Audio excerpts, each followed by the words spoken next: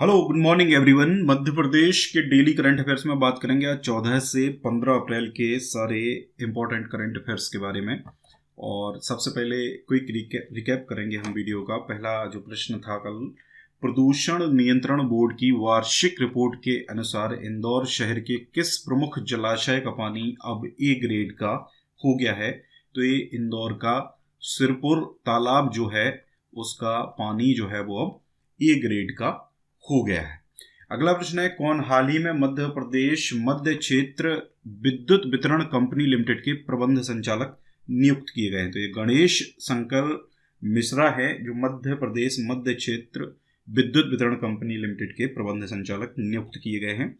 हाल ही में किस राज्य में ग्राम कोष बनाने का निर्णय लिया गया है? तो ये मध्य प्रदेश है जहां पर ग्राम कोष बनाया जाएगा।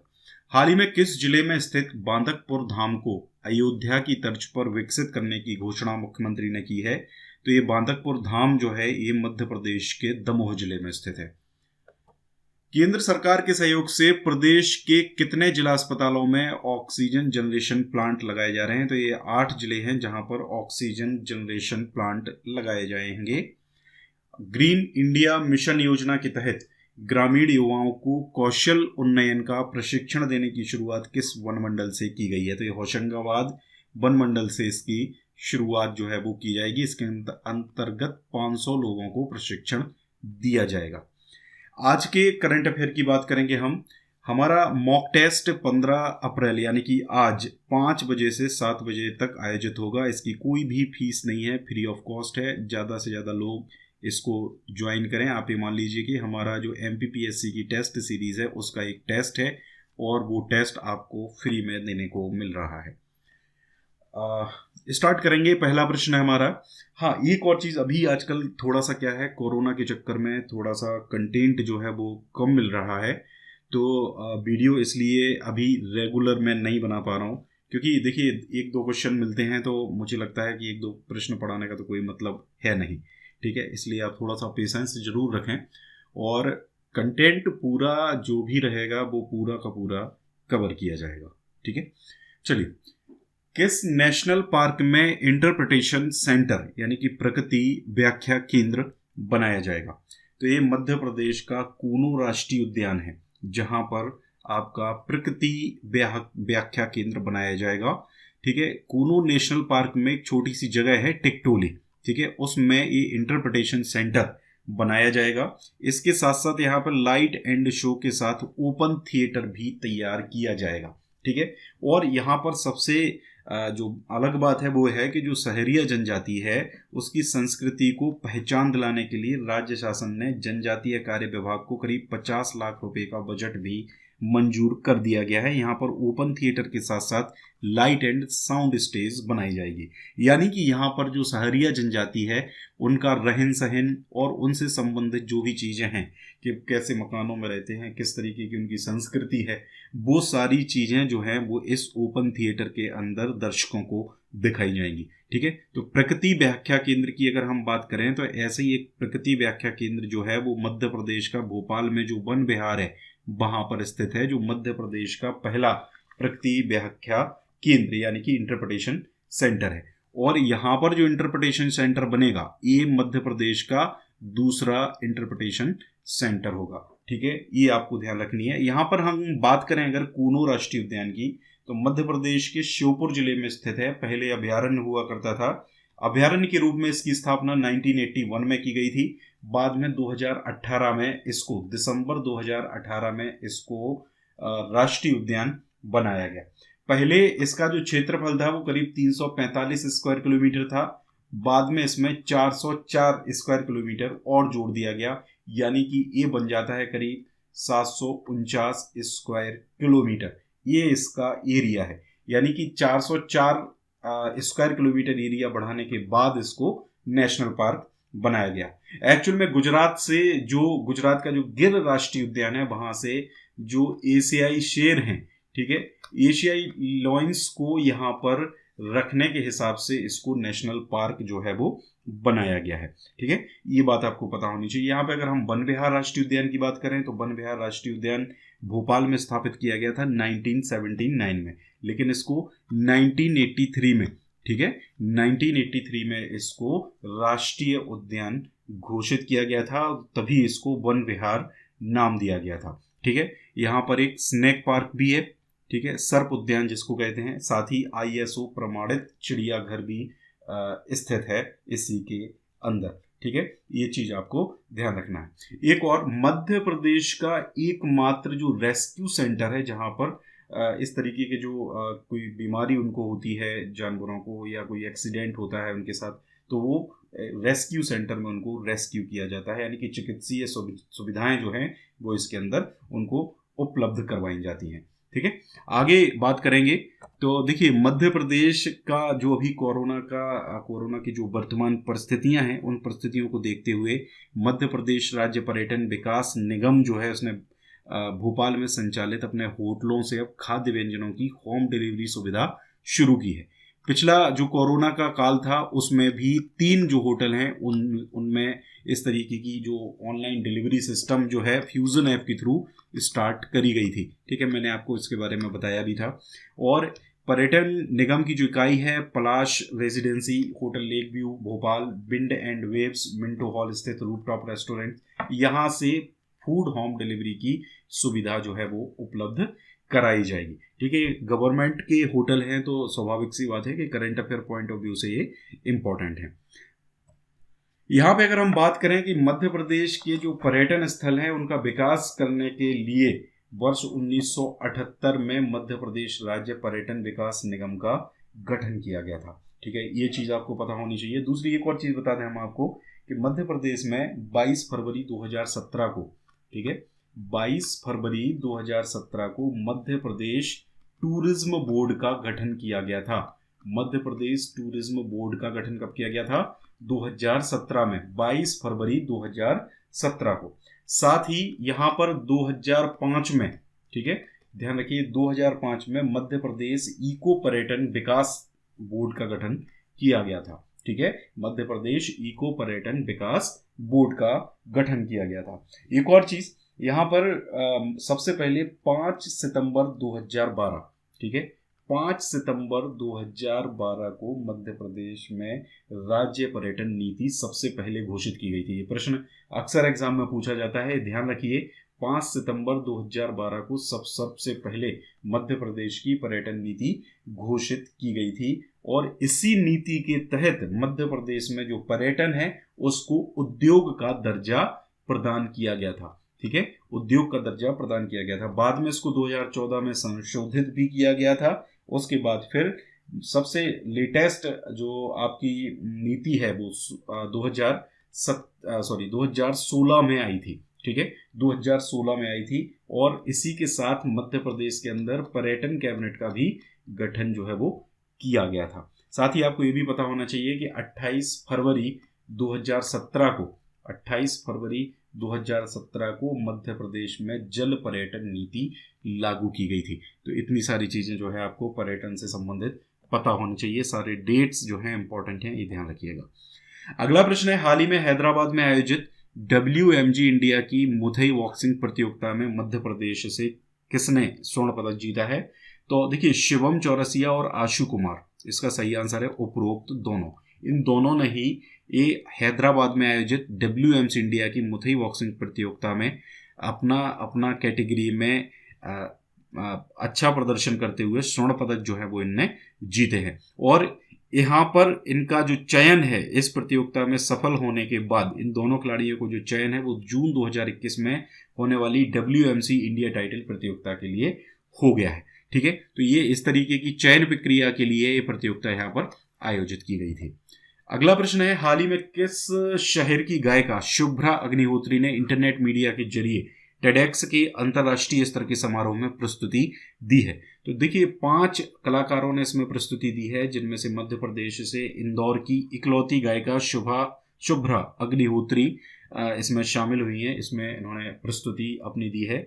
इस आयोजन में गायन प्रस्तुत करने वाली ये एकमात्र गायिका थी। इंटरनेट मीडिया के जरिए, यानी कि इसका जो आयोजन है अभी तक ऑफलाइन होता था, लेकिन इसका जो आयोजन है कोरोना को देखते हुए ऑनलाइन किया गया है। अगला प्रश्न है, कौन सी smart city integrated command control centre के माध्यम से कोरोना पॉजिटिव मरीजों की जियो फेंसिंग करेगी? तो ये आपकी ग्वालियर स्मार्ट सिटी है जो इस तरीके से जियो फेंसिंग करेगी। एक्चुअल में जियो फेंसिंग क्या होता है? ग्लोबल पोजीशनिंग सिस्टम, यानी कि जीपीएस। आपके मोबाइल में जो जीपीएस होता है उसके थ्रू मरीज को 50 मीटर के दायरे में लॉक कर दिया जाता है। लॉक करने का मतलब होता है कि उसको ऑनलाइन लॉक इस तरीके से कर दिया जाता है कि अगर उस 50 मीटर के दायरे से अगर वो बाहर जाता है, ठीक है, यानी कि उसका 5 से 10 मीटर तक भी मूवमेंट होगा, तो कमांड सेंटर पर अलर्ट आ जाएगा। उसके मोबाइल के थ्रू, उसके आधार नंबर के थ्रू उसको इस तरीके से लॉक कर दिया जाएगा। जैसे ही ये इंटीग्रेटेड कमांड कंट्रोल सेंटर को ये चीज़ पता चलेगी, ठीक है, तो वो उसको कॉल करके कांटेक्ट कर सकते हैं या जो भी उसकी प्रोसेस है वो उसको कर सकते हैं। ठीक है, तो ये क्यों करा जा रहा है? कोरोना के मरीजों पर निगरानी रखने के लिए और संक्रमितों से दूसरों को संक्रमण फैलने से रोकने के लिए। ठीक है, integrated command and control centre के माध्यम से कोरोना पॉजिटिव मरीजों की ये जियो फेंसिंग जो है वो की जाएगी। हालांकि इससे पहले भी दिल्ली में, आगरा में जो पहले कोरोना फैला था उसमें किया गया था, और आपको मैंने ये भी बताया था कि उज्जैन जो है, उज्जैन में जियो टैगिंग जो है वो करी गई थी। ठीक है, जियो टैगिंग में ये होता है कि कहाँ कहाँ कौन सा कोरोना पॉजिटिव है। ठीक है, जैसे कोई कोरोना पॉजिटिव है तो उसको कल किसी अलग कलर से दिखा देंगे। कोरोना जिसकी रिपोर्ट सबमिट हो गई है लेकिन जांच अभी हो गई है लेकिन रिपोर्ट नहीं आई है, उसको अलग कलर से दिखाएंगे, तो ताकि दूसरे लोगों को पता चल सके। तो इस तरीके की जियो टैगिंग जो है उज्जैन में की गई थी। यहाँ पे देखिए बात आई है स्मार्ट सिटी की, तो मैं आपको बताऊं कि जो स्मार्ट सिटी जो है ये 25 स्मार्ट सिटी मिशन जो है ये 25 जून 2015 को लॉन्च किया गया था, जिसमें 100 शहरों का चयन इसके अंतर्गत किया गया था, और ये चयन जो है जून 2018 तक चला है। हालांकि जो पहली लिस्ट आई थी उसमें मध्य प्रदेश से आपका जैसे जबलपुर है, जबलपुर का चयन हुआ था, इंदौर का चयन हुआ था, और सबसे आखिरी में चयन हुआ था भोपाल का। इसमें पहला जो चयन था वो हुआ था भुवनेश्वर का। भुवनेश्वर देश की पहली स्मार्ट सिटी घोषित की गई थी। और यहाँ पे अगर हम बात करें कि मध्य प्रदेश में कितनी स्मार्ट सिटी हैं, तो मध्य प्रदेश में टोटल 7 स्मार्ट सिटीज़ घोषित की गई थी, बनाई गई हैं। इनमें आपका भोपाल है, इंदौर है, उज्जैन है, ग्वालियर है, जबलपुर है, सतना है और सागर। इन 7 शहरों का चयन स्मार्ट सिटी के लिए किया गया था। साथ ही आपको ये भी पता होना चाहिए, वर्ष 2018 में मध्य प्रदेश के इन 7 स्मार्ट सिटी शहरों के लिए देश का पहला एकीकृत नियंत्रण और कमांड केंद्र का शुभारंभ किया गया था। ठीक है, तो ये भी आपको मतलब ये वही है आपका integrated command control and command centre. ठीक है, ICCC। ठीक है, ये ध्यान रखिए 2018 में, मई 2018 में इसको शुभारंभ जो है इसका किया गया था। अगला प्रश्न है, अप्रैल 2021 में कोविड-19 महामारी की रोकथाम के लिए प्रत्येक जिले को कितने करोड़ रुपए की राशि मुख्यमंत्री राहत कोष से जारी की गई है? तो ये 1 करोड़ की राशि हर जिले को, 1 करोड़ की राशि हर जिले को मुख्यमंत्री राहत कोष से अभी हाल ही में मुख्यमंत्री शिवराज सिंह चौहान ने जारी की है कोविड-19 महामारी की रोकथाम के लिए।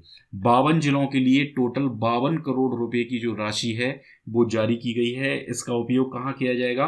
आवश्यक उपकरणों के क्रय के लिए, पुनर्वास शिविरों में भोजन और कपड़े की व्यवस्था के लिए, मेडिकल शिविरों के संचालन के लिए और शिविरों का पर्यवेक्षण संचालन के लिए, इसके अलावा आवश्यक कार्यों में तैनात कर्मचारियों की सुरक्षा के लिए क्रय की जाने वाली सामग्री और साफ सफाई आदि पर इसका व्यय किया जाएगा। आपको केवल इतना ध्यान रखना है कि टोटल 52 करोड़ रुपए की जो राशि है वो मुख्यमंत्री राहत कोष से जारी की गई है, जिसमें प्रत्येक जिले को कितना? प्रत्येक जिले को 1 करोड़ जो है वो मिलेगा इसके अंतर्गत।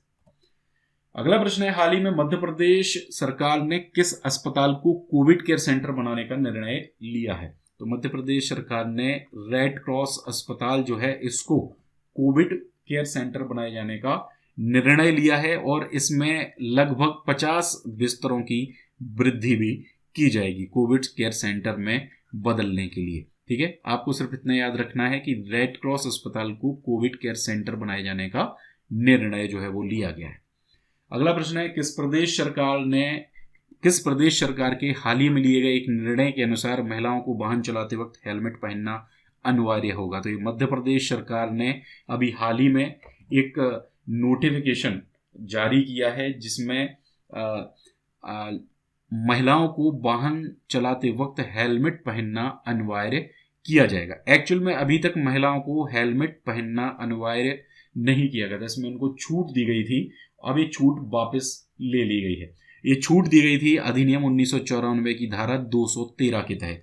ठीक है, तो प्रदेश सरकार ने एक नया नोटिफिकेशन जारी करके मध्य प्रदेश मोटर यान अधिनियम 1994 की धारा 213, जिसके तहत महिलाओं को हेलमेट पहनने से छूट दी जा रही थी, इसको खत्म कर दिया है।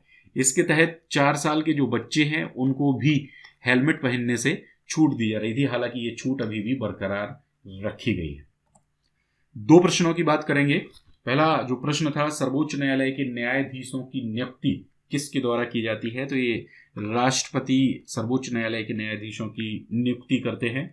ठीक है, और यदि राष्ट्रपति आवश्यक समझते हैं तो मुख्य न्यायाधीश की नियुक्ति के लिए सर्वोच्च न्यायालय और उच्च न्यायालयों के न्यायाधीशों की सलाह ली जा सकती है। ठीक है, अगर वो आवश्यक समझें, अदरवाइज यही उनकी नियुक्ति करते हैं।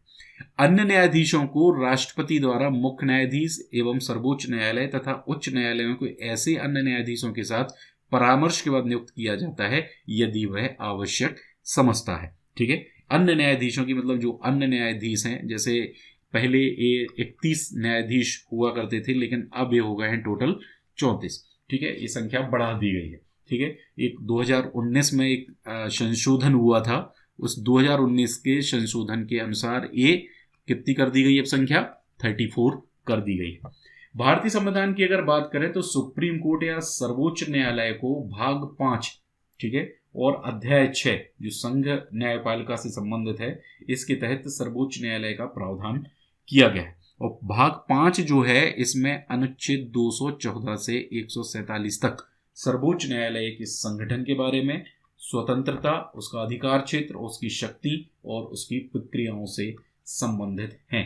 124 से लेके 147 तक के जो आर्टिकल हैं वो किससे संबंधित हैं? सर्वोच्च न्यायालय से संबंधित है। ये बात ध्यान रखिएगा। अगला प्रश्न था 2021 का दादा साहेब फाल्के पुरस्कार किसे दिया गया? तो ये बहुत आसान प्रश्न था, ये रजनीकांत को दिया गया है, साउथ के सुपरस्टार है। और 1969 में दादा साहेब फाल्के पुरस्कार की मतलब शुरुआत हुई थी, और सबसे पहला ये जो पुरस्कार है ये देविका रानी को दिया गया था। ठीक है, ये सूचना और प्रसारण मंत्रालय जो है उसके तहत ये सम्मान जो है वो दिया जाता है। इसके अलावा आपको रिसेंट की कुछ लोग हैं उनके नाम पता होने चाहिए, जैसे रजनीकांत तो ये 2019 का इनको मिलेगा, अमिताभ बच्चन फिर 2018, विनोद खन्ना इनको मरणोपरांत मिला था, फिर कशिंथुनी विश्वनाथ, मनोज कुमार, शशि कपूर, गुलजार प्राण, इन सब लोगों को ये अवार्ड जो है वो दिया जा चुका है। ये सन एक्चुअल में गलत है यहाँ पर। ठीक है, ये आप जैसे रजनीकांत 2021 हो गए, इनको 2020 का मिला है। ठीक है, ऐसे ही मतलब थोड़ा सा पीछे जाके देख सकते हैं आप इसको। आज का पहला प्रश्न है, खजुराहो में स्थित घटाई मंदिर किस धर्म से संबंधित है? ठीक है, ये प्रश्न का आपको कमेंट करके जवाब देना है।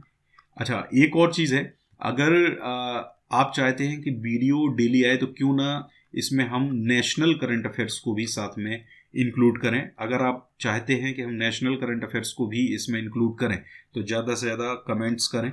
जितने ज़्यादा कमेंट्स होंगे तो फिर मैं उन कमेंट्स के आधार पर, नंबर ऑफ लाइक्स के आधार पर मैं समझ जाऊंगा कि आप चाहते हैं कि हम उसको नेशनल करंट अफेयर्स को भी साथ में इंक्लूड कर दें इस वीडियो में, क्योंकि 8 से 10 क्वेश्चंस डेली आपके नेशनल करंट अफेयर्स के भी होंगे, और अगर 2 या 3 प्रश्न भी मध्य प्रदेश के मिलते हैं तो हम डेली वीडियो इसका बना सकते हैं। ठीक है, तो ये पहला प्रश्न हो गया आपका। दूसरा प्रश्न है, मलिक मगध की मस्जिद कहाँ स्थित है? ये 2 प्रश्न आपको कमेंट करके बताने हैं। वीडियो अगर अच्छा लगा है तो इसको लाइक करिएगा, शेयर करिएगा। Thank you very much.